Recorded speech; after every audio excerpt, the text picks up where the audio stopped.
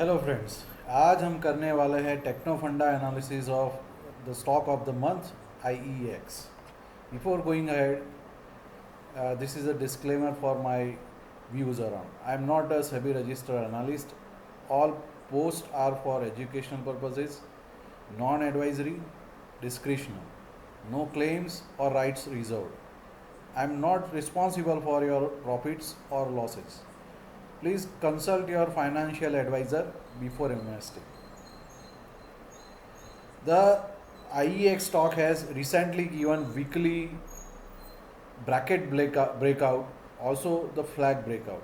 We'll see it on the chart and we'll see how we are going to trade it, how we are going to make money out of it. So before going to this stock, let me tell you that in recent past I have suggested different defence sector stocks जो कि मैंने मई month के duration में buy करने के लिए suggest किए थे at the buy level and the respective target levels.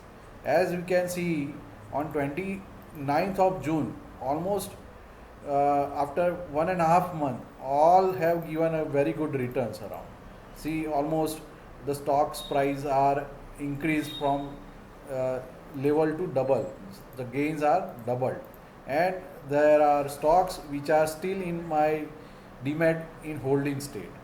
So any such stocks to be revealed, please go to my channel where you can see uh, the inside, where you can see the recent video of how to trade the flag patterns. This video shows the detailed view of how we are going to trade the flags. Now coming down to the analysis of IEX, where it has given a bracket breakout as I shown here in this slide, where we have seen this bracket breakout with volume, and the retest is being already done. This was the last week chart. We're going to study in detail technically and also fundamentally why we are supposed to invest in this company. So coming down to technical analysis of IEX, where we can work out with the weekly chart first and then for the daily one. As you can see over here, the recent momentum in this chart has been increased from mid of the June 23, where there was an exhaustive sellout. यहाँ पे sellout दिख रहा है with a very large red candle and also the large volume candle. ये candle indicate करती है कि there was a negative sentiment and people were selling this stock for a whole, but if somebody is telling some the other one would have been buying at that level since June 23, Monday June 23, ये इस price के नीचे कभी नहीं गया. This price is almost 100 and the low price is 160 basically. So इसके नीचे ये कभी क्लोजिंग में नहीं गया. उसके बाद हमने अगर ट्रेंड लाइन करके दिया है तो यहाँ पे you see there is a continual improvement in the buying levels and also the relative volumes are increasing. This is one of the prime factors for any stock which whose fundamentals are getting changed over a period. आप यहाँ मार्कआउट करेंगे जहाँ पे selling pressure high था, तो जैसे जैसे जैसे सेलिंग बढ़ रही थी वहाँ पे नीचे वॉल्यूम्स भी कम हो रहे थे. No doubt because of the selling pressure the initial volumes were very high. जहाँ पे एग्जॉस्टिव वॉल्यूम आया उसके बाद ऑल टाइम हाई लगा के यहाँ पर एक बड़ी सी एंगल्फिंग कैंडल बनी है, जहाँ पे भी सेलिंग वॉल्यूम के बाद यहाँ पे कांस्टेंट डाउन मूवमेंट देखने को मिली. After constant down movement, this is the zone जहाँ पे ये प्राइस कंसोलिडेट हुआ है. अगर हम टेक्निकल बात करेंगे तो this is also a support zone जहाँ पे इसने रेस्ट लिया है. As you can see in the past this level is never broken down line. So in the sense ये उस लेवल पे कंसोलिडेट होता रहा almost. Now it is June, we are sitting in the mid of the July. Almost June to June, एक साल तक ये यहाँ पे कंसोलिडेट होता रहा. Now the beauty of this outcome is what, जब कभी यहाँ पे कंसोलिडेशन जोन में आया है, as you can see there is after this exhaustive red candle volume यहाँ पे बाइंग या तो एक्यूमुलेशन दिखा है, as you can see in the chart जहाँ पे हमको इंक्रीमेंटल वॉल्यूम्स दिखे हैं. Another factor here is to see the RSI level. This is an RSI chart along with the current IEX chart, जहाँ पे हम देखेंगे कि ऑल टाइम लो के बाद ये जो वीकली और मंथली RSIs है वो यहाँ पे इंक्रीमेंटल स्टेट में दिख रही है. और करंट स्टेट में on the monthly basis the RSI value is on the last candle it is showing above 60 level, which is showing actual momentum of the stock. I'll also make another good video on the RSI and how we are trading along with RSI. आप मेरे charts में 3 indicators देखेंगे, एक तो volume, एक Bollinger band and RSI, depending upon which I am trading majority of the stocks. Now coming down to again weekly chart, जहाँ पे अभी मंथली चार्ट पे RSI ने 60 के अबव लेवल्स दिखाए हैं, जबकि वीकली चार्ट पे ये ऑलरेडी 60 के ऊपर है. And also on the daily chart after going on the value of high value of almost 73 या 74 के बाद ये थोड़ा कूल डाउन होते हुए अराउंड 60 या 63 के आसपास अभी क्लोजिंग दिख रहा है. So all this RSI level indicators, now we see the current status what patterns it is making. As we can see on the chart, यहाँ पे अगर हम देखेंगे तो उसने डेली टाइम फ्रेम पे एक तो फ्लैग ब्रेकआउट बनाया है. As I already told to see the video on how the flag breakout is getting traded, उसके टारगेट्स कैसे डिफाइंड होते हैं and how we can invest into the flag one. So all the fundamental flag के जो है उसने fulfil किए. Like there is a significant और constant up trend before the consolidation और the close of the flag. This is the pole of the flag, जहाँ पे उसने लोएस्ट लेवल 135 से लेके हाईएस्ट लेवल 187 तक का मोमेंटम दिखाया. उसके बाद there is a consolidation on daily chart, जहाँ पे कंसोलिडेशन के बाद एक फ्लैग ब्रेकआउट कैंडल आई. ब्रेकआउट कैंडल का जो वॉल्यूम है वो कंसोलिडेशन के वॉल्यूम से एटलीस्ट 2 गुना होना चाहिए, और ब्रेकआउट कैंडल का जो बॉडी पार्ट है वो 2/3 of the overall candle size होना चाहिए. All this conditions are meeting. Now ये रीटेस्ट करने के लिए आया है. जब कभी ब्रेकआउट होता है तो उसके बाद अगर रीटेस्ट करने के लिए आता है तो we also can observe that कि जहाँ पे किसी ने नीचे के लेवल पे बाय किया होगा, उस बंदे ने यहाँ पे अगर प्रॉफिट बुकिंग करना चाहा तो प्रॉफिट बुकिंग करते समय उसने सेल आउट किया है. अगर सेल आउट होता है तो यहाँ पे एक और कंडीशन भी हम चेक कर सकते हैं कि जब कभी ये ब्रेकआउट कैंडल के बाद के जो सेल आउट कैंडल्स है उनके वॉल्यूम्स कंपैरेटिवली लो है, या तो they are in decreasing trend. And whenever there is a green candle going to happen like this one in future, we should mark that वो कैंडल विद लार्ज वॉल्यूम. ये मैं daily ब्रेम पे बोल रहा हूँ. Same is the case with the weekly scenario. पर weekly scenario में जो ब्रेकआउट कैंडल है वो रिसेंट फ्लैग ब्रेकआउट कैंडल नहीं है. अगर हम बात करते हैं रिसेंट ब्रेकआउट कैंडल की वीकली फ्रेम पे, तो this one is the breakout candle जिसका हाई है 182.55 एंड लो है 163.20. यहाँ पे भी नीचे अगर हम मार्कआउट करते हैं तो वॉल्यूम बहुत ही कन्विंसिंग दिख रहे हैं. तो जहाँ पे ये जो एग्जॉस्टिव कैंडल बनी थी ऑल टाइम लो वाली कैंडल, उसके बाद जब कभी ये रिलेटिवली उस जोन में आता था share in the weekly chart, तो वहाँ पे सेलिंग प्रेशर दिख रहा था. अब सेलिंग प्रेशर जैसे कि क्योंकि यहाँ पे ऑलरेडी एक रेजिस्टेंस जोन बना था इन प्रीवियस स्टेट जहाँ पे से वो गिरना चालू हुआ था, पर एक स्टेट के बाद ये रेजिस्टेंस जोन को उसने ब्रेकआउट दिया with a relative high volume. अब यहाँ पे जहाँ पे buyers are more incline towards buying, तो जहाँ पे जैसे ये मोमेंटम अप गया on the previous resistance zone, यहाँ ब्रेकआउट आया, उसके बाद रीटेस्ट हुआ तो वो प्रीवियस स्टेट के जोन में कंसोलिडेशन के लिए गया.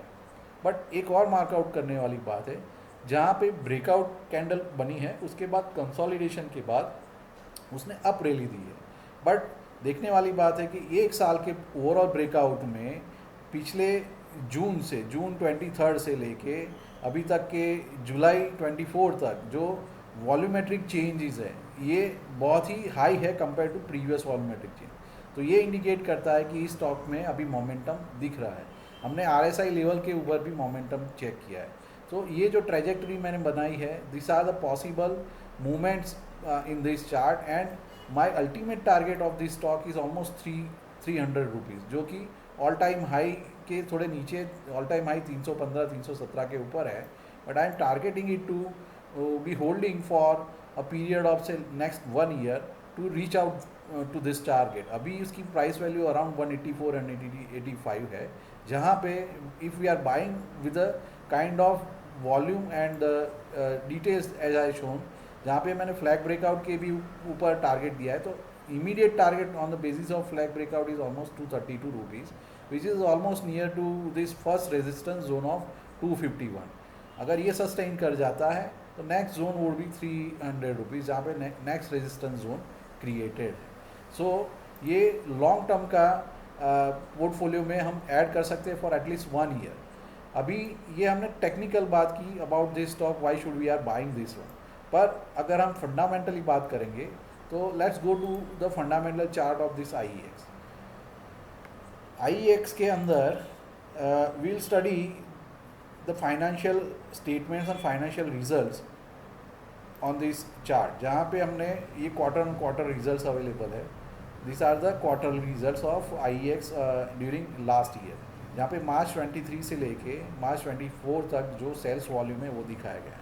यहाँ पे सेल्स वॉल्यूम अगर बात करें तो if this is 100 value, so these volumes are in incremental trend between during this December and March scenario, जहाँ पे हम देखेंगे कि 107, 104, 108 से बढ़ के 115, 121 पर चला गया।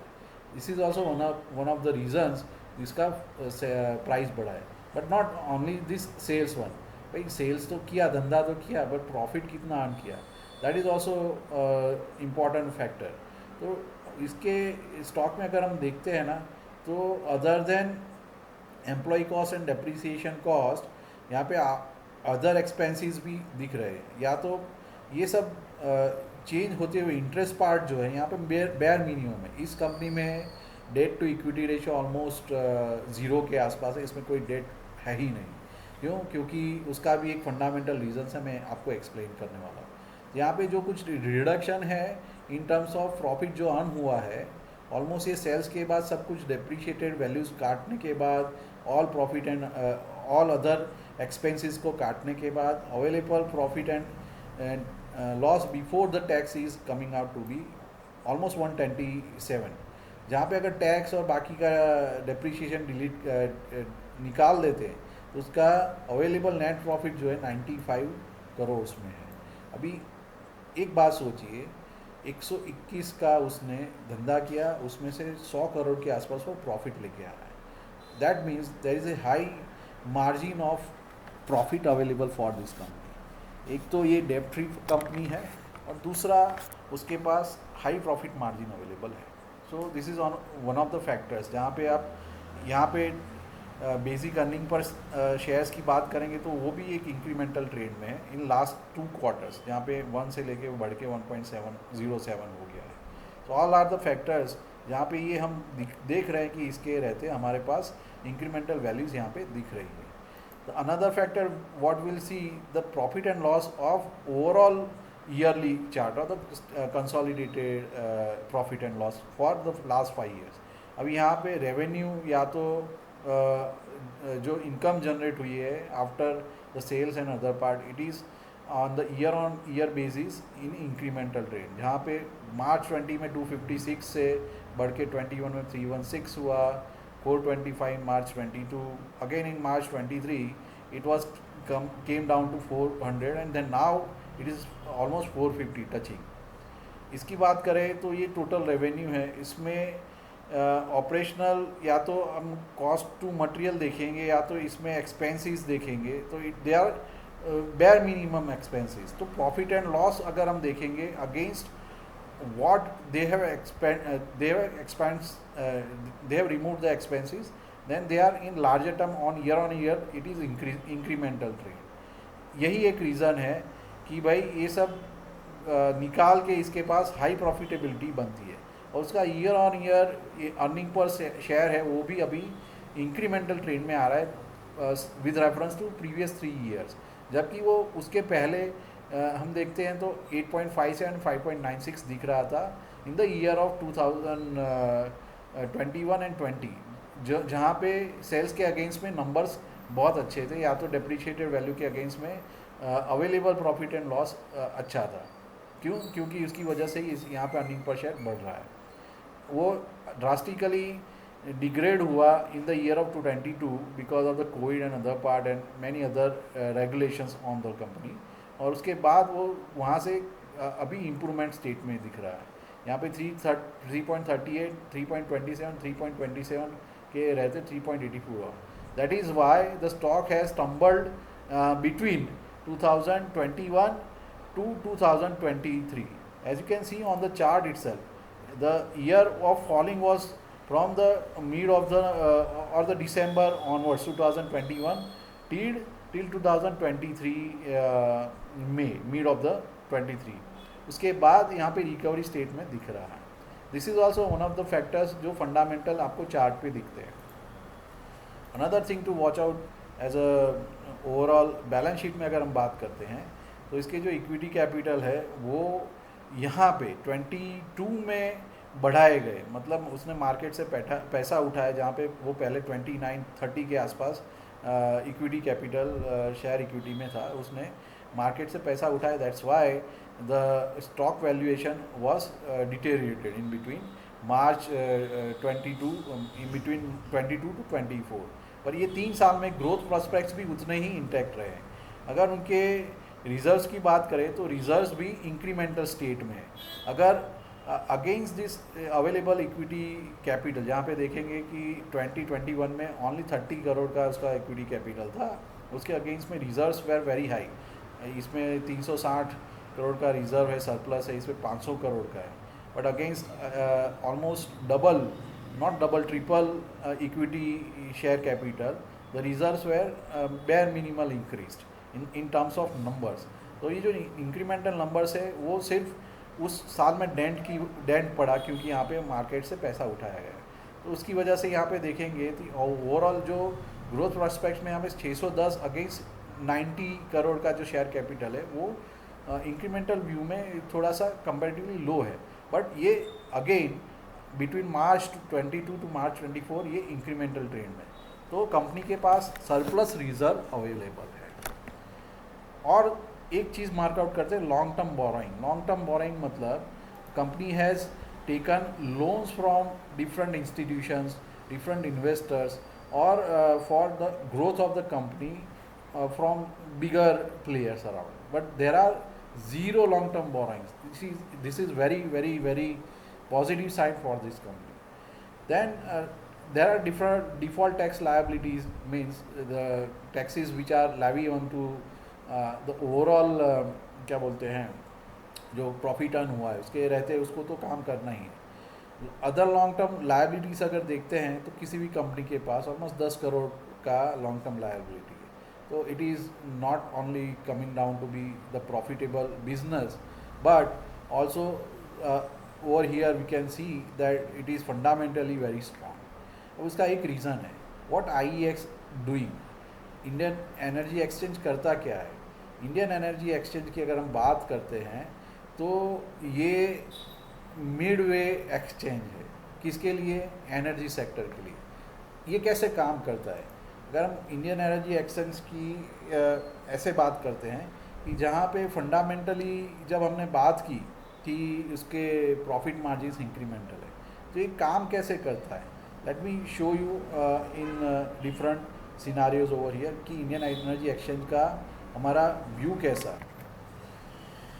आइए इसके मॉडल को इस तरह समझते हैं। एनर्जी डोमेन में जो कुछ ग्रिड से जनरेट होता है in terms of electricity and green energy and solar energy and other things, they are perishable energy sources. तो उसको कहीं ना कहीं वो गवर्नमेंट अथॉरिटीज़ के साथ जो एनर्जी जनरेट करने वाली कंपनीज़ हैं वो बायर्स के साथ टाइप करती है। और बायर्स कौन है? इस केस में बायर्स है electricity boards of government and other parties, जो कि आप जो कि जो एनर्जी जनरेट करती उन कंपनीज से लॉन्ग टर्म कॉन्ट्रैक्ट क्रिएट करते हैं। इसमें लॉन्ग टर्म जो कॉन्ट्रैक्ट्स है वो 5 साल 4 साल के बेसिस पे रहते हैं, जिससे कि सेलर को बैर मिनिमम प्राइस जो उसका एनर्जी जनरेशन का प्राइस है वो बायर्स मतलब कि एक्सचेंज के साथ मिल जाए। तो अब जो एक्सचेंज है क्या करता है, एक्सचेंज मतलब जो इलेक्ट्रिसिटी बोर्ड है वो हमारे घर तक बिजली लेके आता है। तो ये जो बिजली के रेट है वो डिपेंड करते हैं बढ़ने घटने के हिसाब से। तो अगर लॉन्ग टर्म किसी ने कॉन्ट्रैक्ट क्रिएट किया है तो उस केस में सेलर को भी थोड़ा बहुत फ़ायदा हो जाता है in case of fluctuation of the overall charges of these incremental और decremental value of the energy sources. और दूसरा बाय को भी एक लॉन्ग टर्म बाइट ये मिल जाता है, ये श्योरिटी की भी उसके पास अवेलेबल रहेगा क्या, the power and other thing to distribute among public और distribute among the companies and so forth. अभी ये इंडियन एनर्जी एक्सचेंज जो बीच में आया वो क्या करता है, वो शॉर्ट टर्म के लिए ऐसे जो एनर्जी सोर्सेज है not other than bigger companies like Adani, Reliance are the big energy sources who are generating electricity in the country. But other than that अभी ग्रीन एनर्जी सोर्सेज आए, जैसे सोलर सोर्सेज आए या विंड सोर्सेज आए, तो उनके जो ग्रिड्स है वो डायरेक्टली अपने इलेक्ट्रिसिटी बोर्ड से कनेक्टेड नहीं है। अगर कनेक्टेड है तो भी उनके साथ उनके जो टर्म्स एंड कंडीशंस है वो लॉन्ग टर्म के हिसाब से। अब किसी केस में जैसे इंडियन एनर्जी एक्सचेंज क्या करता है, ऐसे सोर्स को ग्रिड के साथ कनेक्ट करके वो एनर्जी को शॉर्ट टर्म के लिए ट्रेड करने के लिए अवेलेबल करता है। इससे फ़ायदा क्या है, फ़ायदा दो चीज़ों में। एक तो यहाँ पे सेलर्स को एक मार्केट मिल गया जहाँ पे ये लोग एनर्जी को ट्रेड कर पाए, और दूसरा इंडियन एनर्जी एक्सचेंज के पास एक और कनेक्टिविटी है जो कि बायर्स के बीच, बायर्स मतलब कौन, as I told you the government electricity boards and government authorities, जहाँ पे या तो वो एंड डिस्ट्रीब्यूटर की ओर लेके जाती है ग्रिड को। तो इंडियन एनर्जी एक्सचेंज इसके बीच में खुद का फ़ायदा भी करती है और सेलर का फ़ायदा भी करती है, और ये उस टर्म्स में बायर्स को भी रिक्वायर्ड एनर्जी प्रोवाइड करती है जब कभी बायर्स के पास स्कैरसिटी होती है। It so happens like demand अगर बढ़ गई इन केस, तो इंडियन एनर्जी एक्सचेंज के पास जो अवेलेबल एनर्जी है वो इलेक्ट्रिसिटी बोर्ड को दे के वो वहाँ से चार्ज करके उसके साथ ये टाइप करके आगे कमाई कर सकता है। अभी ये प्योरली मोनोपोली बिजनेस है, क्योंकि ऐसी कोई भी कंपनी मार्केट में अवेलेबल नहीं है। उसका ये प्लस पॉइंट है, इसकी वजह से इसका मॉडल जो है वो मोनोपोली बिजनेस पे चला जाता है। बट उसका एक ड्रॉबैक साइड भी है, बट जो आने वाले दिनों में हमको इम्पैक्ट के तौर पे दिख सकता है। ड्रॉबैक साइड क्या है कि अगर ऐसा कोई मॉडल है जहाँ पे आप मीडिएटर के तौर पे, यहाँ पे एक्सचेंज के तौर पे आप एनर्जी को ट्रेड कर सकते हो, तो व्हाई नॉट अदानी और अंबानी और for that matter Tata are creating such kind of exchange in the country and can make out the money out of the system. तो ये एक ऑल्सो एक ड्रॉबैक की बात हो सकती है कि आगे जाके इसके प्रॉफिट मार्जिन कम हो सकते हैं, प्रोवाइडेड बाकी की जो बड़ी कंपनीज है वो ऐसा कोई एक्सचेंज मार्केट में लेके आती है। बट तब तक के लिए इंडियन एनर्जी एक्सचेंज आज की डेट में भी मोनोपोली बिजनेस है। Now coming down to final verdict on this chart, जो कि मुझे दिख रहा है कि करंट मार्केट वैल्यूएशन 185-180 के आसपास है, उसके ऊपर से वो एटलीस्ट 232 तक जाएगा। उसके ऊपर एक रेजिस्टेंस जोन है 251 का, उसके ऊपर एक और रेजिस्टेंस जोन है 300 के आसपास का। अगर कोई इसको लॉन्ग टर्म के लिए इन्वेस्ट करता है, मेरा लॉन्ग टर्म होरिजन है एटलीस्ट एन ईयर पीरियड, तो ये टारगेट इजीली अचीवेबल है। For the current conditions I am proposing this Indian energy exchange on the buy side. Thank you for watching. For more such video, please do subscribe to my channel, where you can see such more insights about how we are going to work on my YouTube channel. As you can see, YouTube channel में आपको insightful learnings भी है और recent charts भी available है जो कि आप ट्रेड कर सकते हो. Thank you for watching. Lots of love. Stay tune, stay invested and stay safe.